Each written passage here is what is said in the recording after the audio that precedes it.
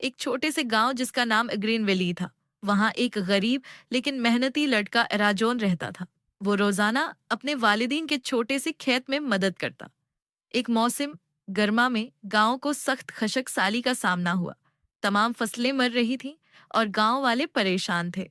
राजू ने दौड़ एक सूखे हुए दरिया को देखा और उसके जहन में एक ख्याल आया। अगर हम एक नहर खोदें तो पानी हमारे खेतों तक ला सकते हैं, उसने कहा। गांव वाले हंस पड़े, लेकिन राजू ने हार नहीं मानी।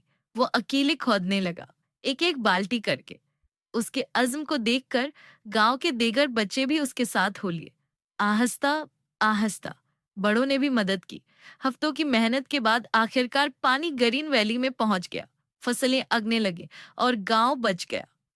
राजू ने साबित किया कि एक छोटा सा बच्चा भी हिम्मत और मिलकर काम करने से बड़ी तब्दीली ला सकता है।